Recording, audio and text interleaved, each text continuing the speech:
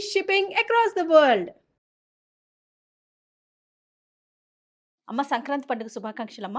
అమ్మ జయలక్ష్మి, మీకు అశేష తెలుగు ప్రజలకు అందరికీ కూడా తెలుగువారి పెద్ద పండగ అయిన సంక్రాంతి శుభాకాంక్షలు. మరి ఎప్పట్లాగానే పండుగ యొక్క విశిష్టత. సంక్రాంతి అంటే సంక్రమణము, పొందడం అని అర్థం. సూర్యుడు ఏ రాశిని పొందితే దానికి ఆ సంక్రాంతి అని పేరు. సంవత్సరంలో 12 సంక్రాంతులు ఉంటాయి, కానీ ఒక సంక్రాంతికే చాలా ప్రాధాన్యం. అవును. ఏమిటది?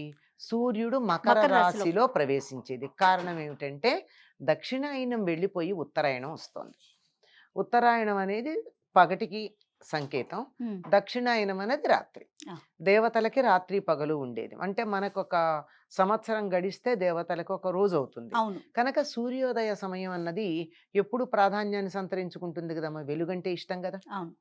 అందులో అప్పటిదాకా చలి, అంతకుముందు వానలు, ఇవన్నీ అయిపోయి ఆహ్లాదకరమైనటువంటి వాతావరణంలో మనం ప్రవేశిస్తూ ఉంటాం గనక దీనికి చాలా ప్రాధాన్యం ఉంది.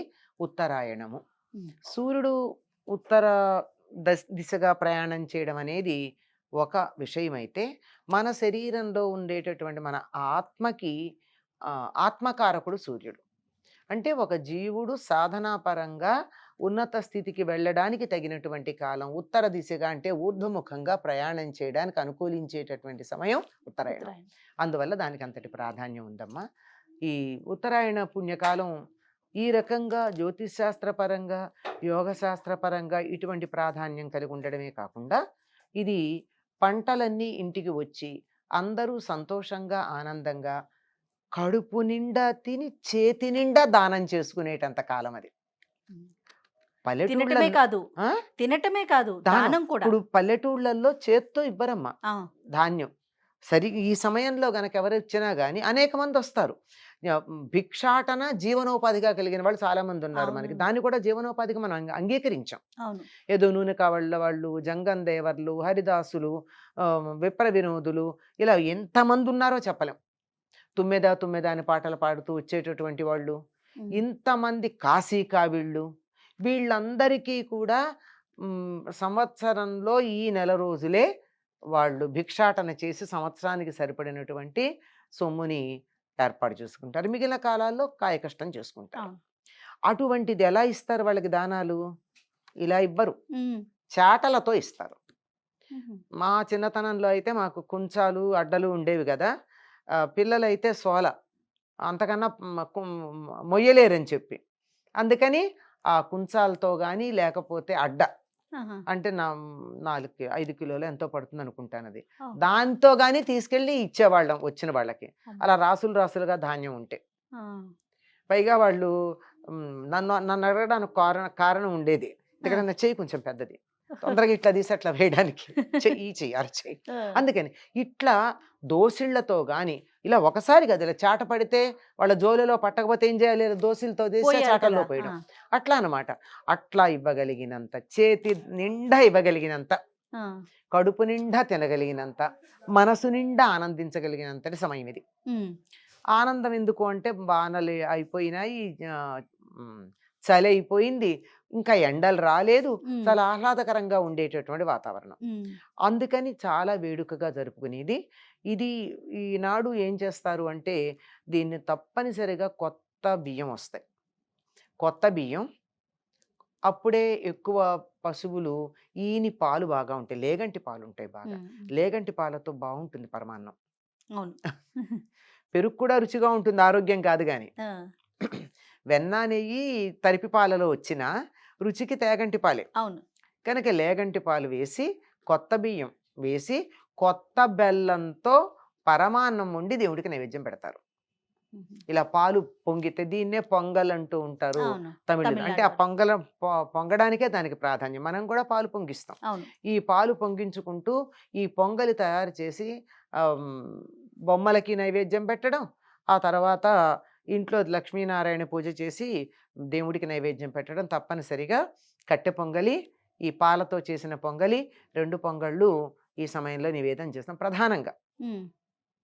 అందుకని అంటే మీకు ఎంత ఉంది అంటే, అలా పాలు పొంగి ఇల్లంతా వడ్డినా మాకు ఆనందమే. అంత జీవితం కూడా అలా పొంగినట్టు ఉంటుంది అని చెప్పేటటువంటి అంతటి ఆనందకరమైనటువంటి సమయం అమ్మ.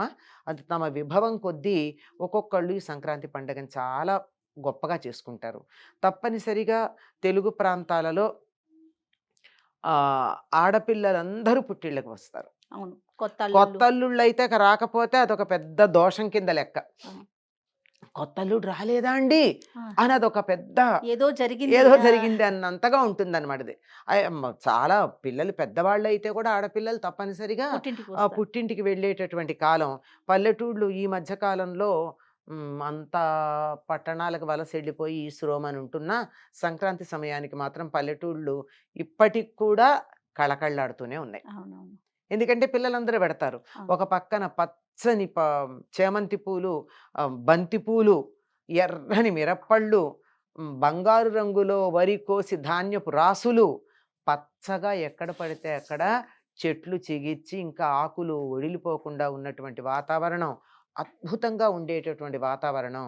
ఈ వాతావరణానికి అనుకూలంగా ఉండేటటువంటిదే ఈ సంక్రాంతి. గనక అందరూ చాలా వేడుకగా జరుపుకుంటారమ్మా ఈ సంక్రాంతి పండుగని. ఈనాడు ప్రధానంగా చేయాల్సిన కొన్ని ఉన్నాయి. అవునమ్మా. అభ్యంగన స్నానం భోగినాడు చేసేస్తారు. ఈనాడు పెద్దవాళ్ళు తల మీద నీళ్లు పోసుకుంటారు, తల స్నానం చేస్తారు. ఇది ఎందుకు చేస్తారు అంటే ఇది పెద్ద పండగ. అంటే 4 రోజులు చేసుకునే పండగ. 4 రోజులు చేసుకునే పండగే కాదు, అంతకు ముందు 4 రోజులు చేసిన పండగ. అవును. పెద్ద ఎత్తున చేసే పండగ. అంటే మిగిలిన పండగల కన్నా ఎక్కువగా, అంటే చేతిలో డబ్బు ఉన్నప్పుడు పండగ వైభవం ఎక్కువ ఉంటుంది. అంతగా కొత్త బట్టలు ఇట్లాంటివన్నీను. సంవత్సరంలో మొత్తం అంతా బట్టలు కొనుక్కోని వాళ్ళు కూడా సంక్రాంతికి తప్పనిసరిగా బట్టలు కొనుక్కుంటారు, మా కొత్త బట్టలు. అటువంటి చాలా వైభవంతో చేసుకునే పండగ. అంటే పెద్ద కాలం చేసుకునేది, పెద్ద ఎత్తున చేసుకునేది, వీటన్నిటిని మించి పెద్దల పండగ. దక్షిణాయనం పితృయానం, ఉత్తరాయణం దేవయానం.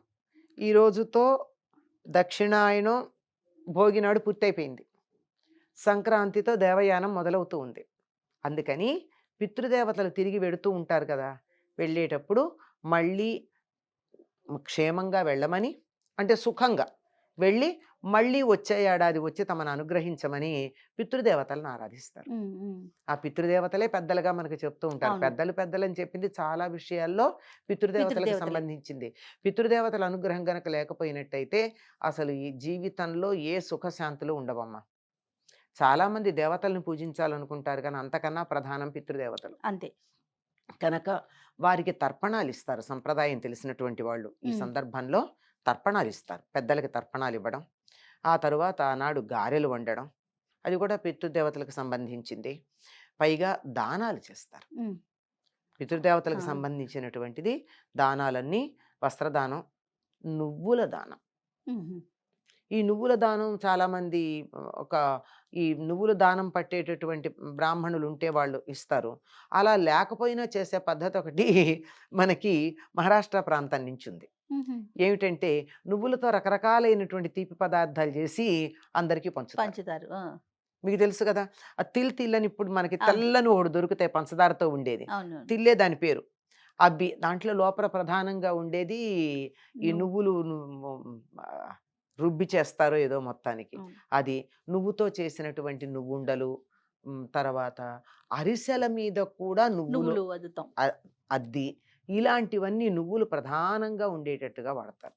దీనికి కూడా కారణం ఏమిటంటే మకర రాశికి సంబంధించినటువంటి వాడు శనిని తృప్తిపరచాలి అంటే నువ్వులు తినడము, నువ్వులు దానం చేయడం ప్రధానమని జ్యోతిష్ శాస్త్రపరంగా దీనికి సమన్వయం చెప్పుకుంటారు. సంప్రదాయాన్ని అనుసరించి పెద్దలకి మరి నువ్వుల ద్వారానే పెడుతుంది. మిగిలిన ఏ ధాన్యాల ద్వారా ఇవ్వరు కదా, నువ్వులు నీళ్లే కదా వాళ్ళకి వదిలేది. అందుకని నువ్వులు అలా తర్పణాలు ఇచ్చేటప్పుడు వదిలితే వదులుతారు. అలా అందరూ మీరు నేను చేయం కదా పని, ఆడవాళ్ళు చెయ్యరు చాలా మంది. అందువల్ల వీళ్ళందరికీ చేయడానికి దానికి అనువుగా ఈ తీపి పదార్థాల్లో వాటిల్లో ఇచ్చుకోవడం అన్నది ప్రధానంగా మనకు కనపడుతుంది. అన్ని దానాల్లో కన్నా కూడా ఈ నువ్వులకి సంబంధించిందే కాక వస్త్రదానం ఒకటి చేస్తారు. ప్రధానమైనటువంటిది కూష్మాండ దానం. గుమ్మడికాయ భూదేవికి సంకేతం. భూమికి ఎలా ఉంటాయి పర్వములు అంటారు, ఇట్లా తొనలుగా ఉంటుంది కదా మంచి గుమ్మడికాయ. భూమి కూడా అలాగే ఉంటుంది. మనకి మామూలుగా అయితే గుండ్రగా కనపడుతుంది, కానీ లెక్క ప్రకారం భూమిని మన వాళ్ళు ఖండాలుగా మనం అనుకున్న ఈ ఖండాలు కాదు. ఆ, ఆ. అలా లెక్క వేసినప్పుడు ఇలా తొనలుగానే ఉంటుందిట. అలా భూమికి పూర్తిగా సంకేతంగా ఉంటుంది గనక ఈనాడు ఆమ్, ఒక కూష్మాండ దానం గనక చేసినట్టయితే భూగోళం అంతా దానం చేసినంత ఫలితం ఉంటుందిట. ఓ. ఎందుకు? అది కూడా మరి ప్రతిదానికి అవును. సమస్య ఉంటుంది కదా, ఎందుకు అని. బలిచక్రవర్తి పరిపాలిస్తున్నాడు, నిన్ననేగా అనుకున్నాం మనం. అవును. ఈ 3 రోజులు భూమిని పరిపాలించడానికి వస్తాడు అని చెప్పి ఒక సంప్రదాయాన్ని అనుసరించి ఈ 3 రోజులు అనుకుంటాం. కొంతమంది ఏం చెప్తారంటే దీపావళి ఆ మర్నాడు ఉండేటి బలిపాడ్యమి అవ్వని చెప్తారు. ఉమ్. ఏదైనా ఎక్కువ మంది విశ్వసించేది ఈనాడు కూష్మాండ దానం చేయడంలో ఉన్న ప్రాధాన్యం తెలియజెప్పేటటువంటిది ఇది. ఉమ్. కూష్మాండ దానం తప్పనిసరిగా చేయాలని చెప్తారు. ఇంకా ఎవరన్నా భోగిపళ్ళు ముందు రోజు పోసుకోకపోతే ఈనాడు రోజు. పోసుకుంటారు. ఆహా. ఓకే. ఇంట్లో పెట్టిన బొమ్మలకు హారతులు ఇస్తారు. ఆ, నిన్న పేరంటం కుదరని వాళ్ళు ఇవాళ చేసుకుంటారు. ఓకే. నిన్నటి కార్యక్రమాలు ఏ అయితే జరగలేదో అవకాశం ఉంటే మరుసటి ఆ, రోజు ఇవాళ చేసుకుంటారు. చేసుకోవచ్చు. ఓ. కొంతమంది 3 రోజులు చేస్తారు. అమ్మ, ఇప్పుడు పెద్దలకు పెట్టే దానంలో పెద్ద కొడుకే చేయాలి అలాంటి ఏమైనా నియమాలు ఉంటాయమ్మా? అలా ఏం లేదమ్మా. ఉమ్. పెద్ద కొడుకు తప్పనిసరిగా చెయ్యాలి. అవకాశం ఉన్నట్టయితే అందరూ కొడుకులందరూ ఒక చోట చేరి చేస్తే చాలా బాగుంటుంది. ఉహు. ఇప్పుడు తద్దినాలు అవి పెడతారు కదమ్మా. అవును. తద్దినం పెట్టేటప్పుడు పెద్ద కొడుకు పెడతాడు, పక్కన ఎడం పక్కన చిన్న కొడుకు ఉంటాడు. ఉమ్. రెండో కొడుకు ఎందుకు కావాలంటే ఎడం పక్కన ఉండేవాళ్ళు లేకపోతే ఎట్లా అని ఒక మాట అంటారు. ఉహు. అంటే అందించటానికి చిన్న అదేలే. కొడుకు ఉండాలి, కలిపి పెడతారు. అట్లా కాకుండా ఒకవేళ మరి తలొక చోట ఉన్నారు, మరి వాళ్ళ పితృదేవతలకు అన్నగారు పెడతారు, ఆ, పెట్టలేదని కాదు, తర్పణాలు. ఆ. ఈ విశ్వాసం ఉన్న కుటుంబాల్లో పెడతారు కదా. అట్లాంటప్పుడు చిన్న కొడుకు కూడా దూరంగా ఉంటే చేయొచ్చు. ఆహా. దగ్గర ఉంటే చెప్పలేం కానీ ఓకే. దూరంగా ఉంటే చేయొచ్చు. ఓకే. దగ్గరుంటే కూడా ఈ తర్పణాలు ఇవ్వడానికి ఎవరికి వాళ్ళు ఇవ్వాల్సిందే. ఆ, ఇప్పుడు తద్దినం పెట్టడం అన్నది కలిసి చేస్తే మంచిది. ఆ, ఈ తర్పణాలు ఇవ్వడాలు లాంటివి అందరూ ఇవ్వాలి. ఆ, పెద్ద ఇప్పుడు అక్కడ ఒక కొడుకు, ఇద్దరు ముగ్గురు కొడుకులు ఉన్నారనుకోండి, పెద్ద కొడుకు చేస్తుంటే కూడా తర్పణాలు పక్కన తమ్ముడు కూడా ఇస్తాడు కదా. అవును. ఇక్కడ ఇలాగే ఇస్తారు. ఆహా. కాకపోతే అలాంటి చోట్ల చేసేటప్పుడు వీరు చేస్తూ ఉన్న పెద్ద కొడుకు పేరు చెప్తారు. ఇప్పుడు కాశీ గయా వంటి పుణ్యక్షేత్రాల్లో కూడా చేస్తుంటారు కదమ్మా, తర్పణాలు వదిలిపెడుతుంటారు కదా, ఆ. అప్పుడు ఎలా చేయాలమ్మా? తర్పణాలు ఎవరికి వాళ్ళు ఇస్తారమ్మా. ఉమ్. పిండ ప్రదానం చేసేటప్పుడు చేసేటప్పుడు? మాత్రం ఆ. ఆ పెద్ద కొడుకు పేరు చెప్పి వీళ్ళందరూ వాళ్ళ వెనకాల వీళ్ళు ఉంటారు, ఆయన ఆహా. పేరు కూడా చెప్పాలి. ఓకే. అంతే. ఏది ఏమైనా సంక్రాంతి పండుగ రోజు మనం పెద్దలని స్మరించుకొని వాళ్ళకి స్మరించుకోవాలమ్మా తప్పనిసరిగా, ఇది పెద్దల పండగ. ఆ. వాళ్ళు మళ్ళీ మనం అనుగ్రహించాలంటే వాళ్ళు తృప్తిగా ఉండాలి కదా. అవును. ఉమ్. ఇంకొకసారి సంక్రాంతి శుభాకాంక్షలు అమ్మా. అమ్మా, మీకు అందరికీ కూడా సంక్రాంతి శుభాకాంక్షలు. ఈ సంక్రాంతి దివ్య సంక్రాంతి కావాలని కోరుకుందాం. సంతోషం అమ్మా.